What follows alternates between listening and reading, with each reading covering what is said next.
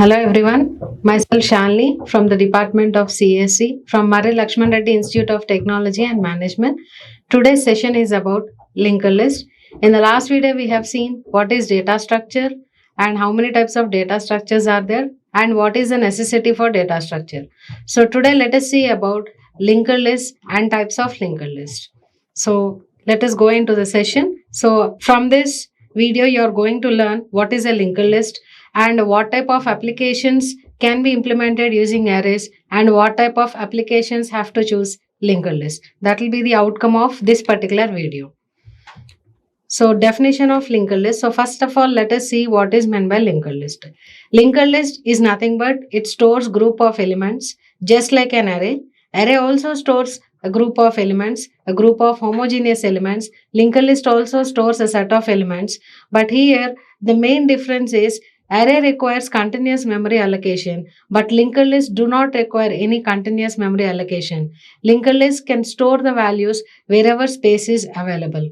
For example, if you consider an array of size 5, so it requires continuous memory allocations where the index starts from 0, 1, 2, 3, 4. So 0 to 4, totally 5 elements. Let us consider there are 5 elements 10, 20, 30, 40 and 50. Now for example, let us assume array is an integer array and it is going to occupy 4 bytes of memory. So if you assume that the address of first element is 500, then definitely it occupies the next continuous memory location after occupying 4 bytes, that is 504, and next is 508, and next is 512, and next is 516. So that is how array is going to store the elements using continuous memory locations.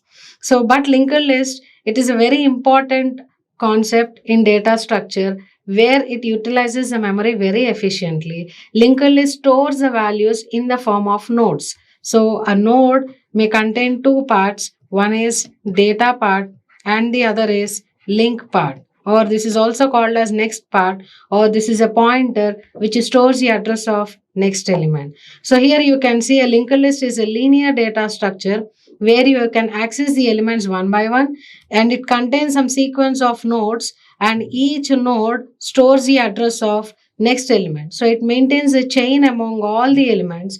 Since it is maintaining a chain, there is no requirement for continuous memory allocation. So wherever memory is available free, you can allocate memory elements there, and then the chain can be maintained in linked list.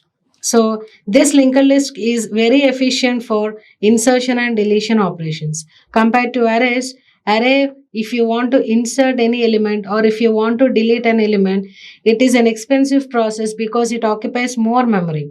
It again requires a complete block of memory to perform these operations, but all these things can be easily performed in linked list. So next let us see how a linked list can be represented.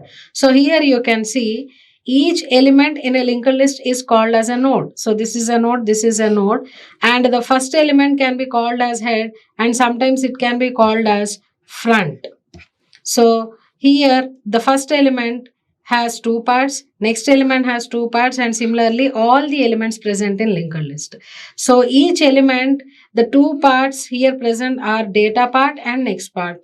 Data part stores the value you want to store and next part stores the address of next element where the element is present. Because in a memory, suppose if I want to store 100 elements using an array, I require a continuous block of 100 locations where I can store the elements of array. I need 100 continuous locations if I want to use the concept of arrays. But in the case of linked list, I can use 100 locations wherever memory is available. Some locations at one place and the other locations at another place. But still I can maintain a chain here because in linked list, each node is storing the address of next element.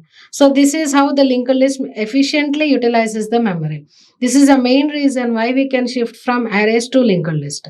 So here you can see the first element can be called as head, and head has two parts. Data part, it stores some value, let it be 10, and the next part will be the address of next element, and next element is 20, it stores the address of next element. So this chain can be continued depending upon the number of elements we are going to store. And the link part of last element will be null here because there are no more elements present in the chain.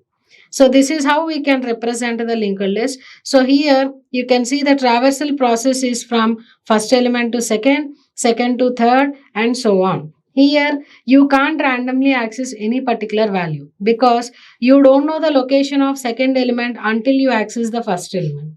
You don't know the location of third element until you access the second element. So even though you want to access fourth element or fifth element in the linked list, you have to start the traversal process from the beginning of the list. So that is how linked list can be represented. And this is an example for linked list with values. So you can see in data part we are having values like 10, 25, 18, 55 and so on. And each element, each node, this can be called as a node completely. This node will be associated with some address, and we can see the node address of first node is 1001 and next 1004, 1008 and 1012. So here you can see front as a pointer, or sometimes this front can be represented as head, and which is nothing but the first element of the list. This is only for the representation purpose, like front is represented as a pointer which stores the address of first element, or you can directly represent head as first element of the list, head, or you can name it as front also. So here you can see 10 is going to store the address of next element 25. The address of 25 is 1004, which is present in the link part of 10, and 25 stores the address of next element 18. The address of 18 is 1008, which is stored in the link part of 25, and 18 stores the address of next element 55, whose address is 1012, which is stored in the link part of 18, and 55 is the last element of the list, so the link part will be null here, representing end of the list. So this is how we can represent a linked list. So here you can use memory locations wherever space is available. So no contiguous memory is required here, unlike arrays. So this is a main advantage of linked list. And next we'll see mainly the differences between arrays and linked list. So we'll see one by one depending on the feature. So we'll go for the first feature, which is nothing but memory allocation. How the elements are stored in array and how the elements are stored in linked list. In array, we know that elements are stored in continuous memory locations. So if you want to store an array of 100 elements, you need continuous 100 memory locations. Suppose if you have 98 continuous locations at one place and 2 locations at another place, array is not going to accept it. You can't use array in that case. So array definitely requires continuous memory allocations. So that is a major drawback for array, because even though we have memory locations available freely, because they are not continuous, we are not going to implement, or we are not able to implement arrays in that concept. So next we can implement linked list in this case. So linked list uses non-contiguous memory locations. That is, wherever space is available, it allocates memory there. So that can be called as scattered. That is, it is not present at one particular place. Since the elements of array are present at one place, so you can refer them with the first element as a of 0 and next element as a of 1, a of 2 and so on with the index continuously, because they are present in continuous memory allocations. But linked list, you are storing wherever space is available. That is the reason you need to maintain the chain. The chain should be maintained from first element to second, second to third, third to fourth. Then only this list will be represented. The elements of list can be accessed for any other purpose. And next, coming to the next feature, which is nothing but size.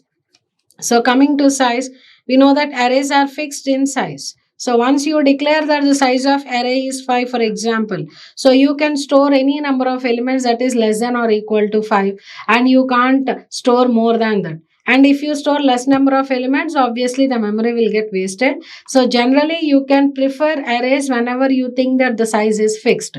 For example, you are going to implement or write a program on students of a particular class. You want to represent their roll numbers, names, or you want to calculate their marks. In that case, you know the exact strength of the class, for example 60. Then you can go for arrays and you can start performing the other operations like calculating marks or displaying their details and all. So whenever the size is fixed, when you know the exact size, when you think that the size will not be changed, it is better to opt for arrays. And next, coming to linked list, we say that linked lists are dynamic in size. So linked list will be using the memory locations, or the memory will be allocated for linked list during runtime, and it allocates memory depending on how many values you are going to create at runtime. It is not fixed like arrays. So once you start allocating the memory for the first node, and then you give one more value, it allocates memory for the second node. You give one more value, it allocates for the third node. So like this, it maintains a chain, and it is going to allocate any number of nodes until the memory becomes full. It keeps on allocating. It is not going to restrict like arrays, like the size is fixed. So here we can say that in linked list, the size is not fixed, the size is dynamic, and you can allocate any number of elements depending upon the usage. So it accepts any number of elements, but it is going to utilize the memory efficiently wherever space is available, and how many elements you are going to give, it is going to maintain a chain. So that is what happens in linked list. And coming to the next feature, that is access method. So once we are going to store the values in the memory, how are we going to access the elements of array or linked list? We'll see here. So suppose if I allocate an array of size 5, so you know that there will be 5 locations starting from 0, 1, 2, 3, 4. So if I want to access the first element of the array, I can represent in the program like a of 0. Or if I want to access the fourth element of the array, so I can write a of 3. A of 3 is nothing but fourth element of the array, because you start the index from 0. So what do you observe here is, suppose if you want to access any particular element in the array, you can access with the help of its index. Suppose there are 100 elements in the array and you want to access 45th element, then I can say 45th element is nothing but a of 44. I need not start my traversal process from the beginning of the array. I need not start from 0, 1, 2, 3 and so on. So here I can say arrays uses random access. Randomly, you can pick up and access any element with the help of index. So this is possible because array stores values in continuous memory location, and according to the location, they are going to get the index. So you can access them randomly. But coming to linked list random access is not possible. For example, if you see here, if I want to access the element 18, I cannot directly refer it as a of 0 or a of 1. That is not possible because they are not present in continuous memory locations. If I want to access this element 18, I should know the address of 18. The address of 18 is 1008. So where is this address 1008 present? In the link part of 25. So where is this 25 present? At the location 1004. Where is this address location present? Here in the link part of 10. So this 10 is present at the address 1001. So if I want to start my traversal process, then I need to start from the beginning of the list. I have to start from 10. So 10 says that the next element is present at 1004. Come here and verify. At 1004, do you have the element 18? No, 18 is not there. So check its link part. You will get the address of next element. Where is the next element present? At the address 1008. So go to 1008. You can find the element 18 that is present here. So what do we observe here is, in linked list, it is not possible for random access. You have to access the elements sequentially from the beginning of the list. So whatever operations you are going to perform, whether it may be insertion or any type of updation, searching or anything, you have to access the elements of linked list in a sequential access, sequential order. And next, so we'll see the next one, access time. So if you want to access any particular element, how much time you are going to take? So array takes very less time, that is order of 1. So because you are going to access randomly, you can access with the help of index. Even though you have thousands of elements, you can access any particular element with the help of index. So it takes only 1 unit of time to access that particular element, to find out where that element is present and access. But coming to linked list, if you want to access any particular element, like in this example, I want to access the element 55, then, or I want to access the element 25, whatever it may be. So the maximum time I'm going to take is order of n. N is nothing but the size or the number of elements present in the list. Suppose there are 10 elements in the list, then it takes maximum n units of time. 10 elements are there, it takes 10 units of time. N elements are there, it takes n units of time, because the element may be present at beginning, n, or somewhere in the middle. So the maximum time it is going to take is n units of time, because you are accessing the linked list in a sequential order. So, and next, insertion and deletion. So what type of operations you can perform on a set of elements? Mainly we want to perform insertion, deletion. Like if you consider an organization or a school or a college where you want to add students, or you want to remove some details or update the details, that is what we perform on set of values. So this insertion and deletion can be performed. So here you can see arrays. If you perform these operations on arrays, it is going to be performed very slowly, because once you allocate an array of memory or a block of memory, it is not so easy to insert a new value, or it is not easy to just delete a new value. You need another block of memory in order to delete, or you want to add any new particular element.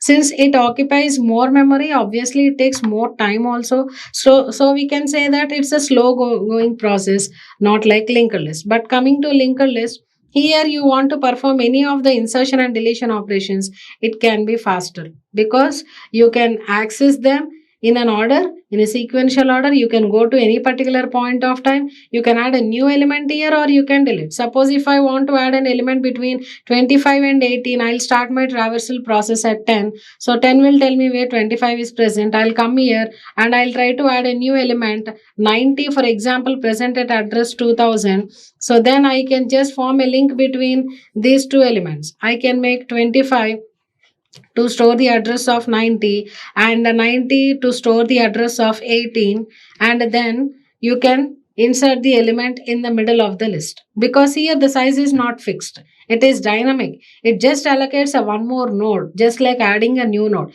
But what we want to do here is, suppose if you want to add it somewhere in the middle of the list, we need to change the link parts here, we need to change the address parts, and then you can add in the middle of the list. So in the next videos, we'll see the algorithms, how all these values will be added, how can we make traversal, and how can we change the pointers, and how can we insert an element at any position, or how can we delete at any particular position. We'll see in the upcoming videos.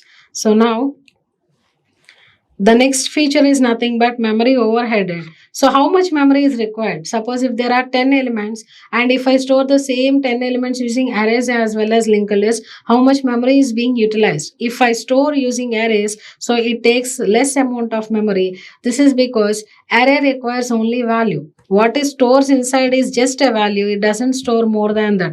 But coming to linked list, you have seen that it has two things to be stored in a single element, in a single node, that is value as well as address. Because it needs an additional memory for address part, it takes more memory compared to arrays. So here you can see it stores memory overhead is high, it stores high amount of memory, because it needs to store data as well as pointer that is present in each node. And next, cache performance. So this cache, it is array is a cache friendly, because all the values are available at one place. All the values are available in continuous memory locations, unlike linked list where the elements have been scattered for efficient memory utilization. So these are all the different features, and this is a comparison between arrays and linked list.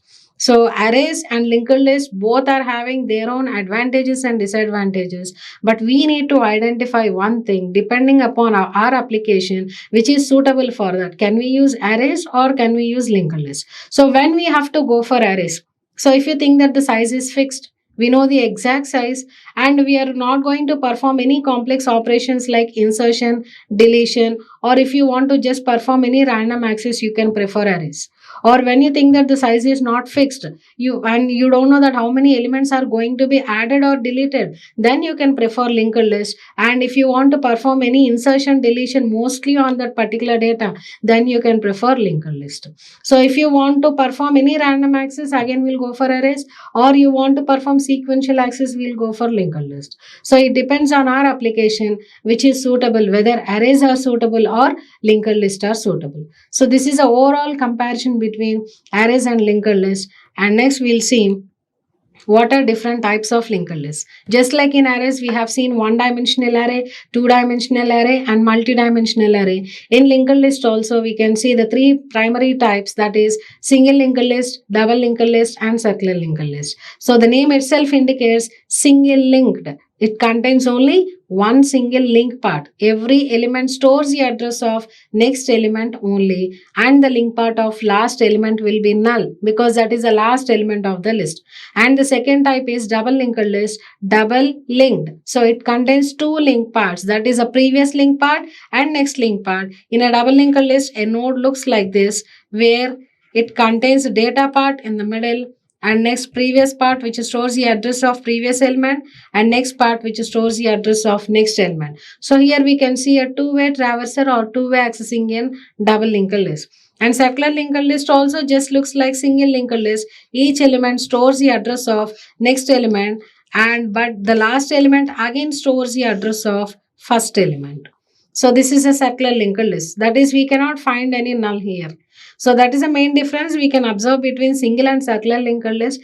And we have one more type also, circular double linked list, where in a normal double linked list, you can apply the concept of circular linked list, that is last element storing again the address of first element. So these are the main types. These are the three primary types: single linked list, double linked list, and circular linked list. And in the next upcoming videos, we are going to see what is single linked list, what type of operations can be performed, and how can we write algorithms for those operations. Similarly, we'll see for double and circular linked list also. So these are the references for the data that we have discussed today. And next, thank you.